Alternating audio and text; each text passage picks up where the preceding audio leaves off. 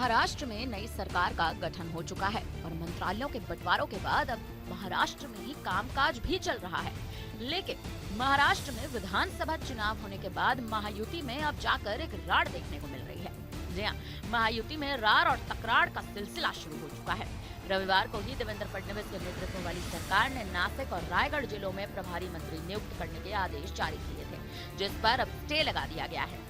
इस फैसले के खिलाफ खुद एकनाथ शिंदे की लीडरशिप वाली शिवसेना के बीच भारी असंतोष दिख रहा है, तो कई जगहों पर शिव सैनिकों ने विरोध प्रदर्शन भी शुरू कर दिया है।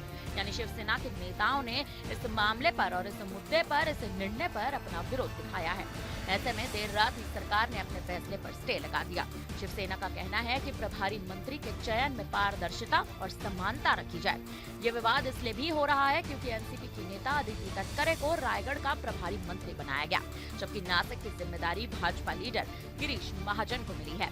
महाराष्ट्र में प्रभारी मंत्री को ही गार्जियन मिनिस्टर कहा जाता है। आपको बता दें कि गार्जियन मिनिस्टर की जिले के विकास योजनाओं से जुड़ी मीटिंग में हिस्सेदारी होती है और वह सभी मामलों का एक तरह से निरीक्षण करता होता है।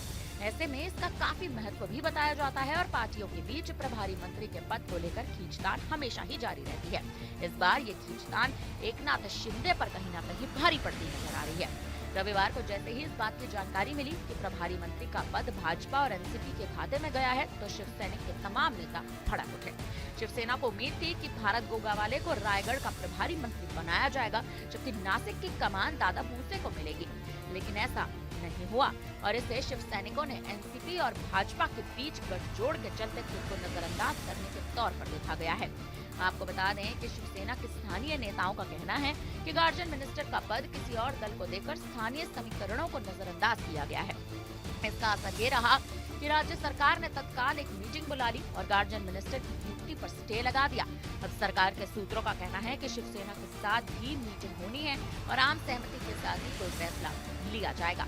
देखना यहाँ पर ये अहम होने वाला है कि क्या ये फैसला शिव सैनिकों को उनकी सहमति के साथ होगा, क्योंकि शिव सैनिकों ने तो साफ कह दिया है कि इस फैसले से क्षेत्र में विकास की गति अब रुकती नजर आएगी। इसके अलावा स्थानीय स्तर पर भी असंतोष पैदा हो सकता है। दरअसल इन दोनों ही जिलों में एकनाथ शिंदे अपना जनाधार मानते हैं। ऐसे में एनसीपी और भाजपा के नेताओं को यहाँ प्रभारी बनाए जाने से पार्टी में साफ तौर पर नाराजगी दिख रही है। अब देखना ये दिलचस्प होगा कि महाराष्ट्र में हाल ही में बनी भाजपा सरकार क्या एकनाथ शिंदे को मना पाएगी, क्योंकि अगर एकनाथ शिंदे कहीं ना कहीं मुद्दे को लेकर असंतोष जाहिर कर रहे हैं, तो आने वाले समय में भारतीय जनता पार्टी में और एनडीए में जो गठबंधन है वो टूटता और फूटता नजर आ सकता है। फिलहाल अब इस पर आप क्या कहेंगे? आप हमें अपनी राय कमेंट करके जरूर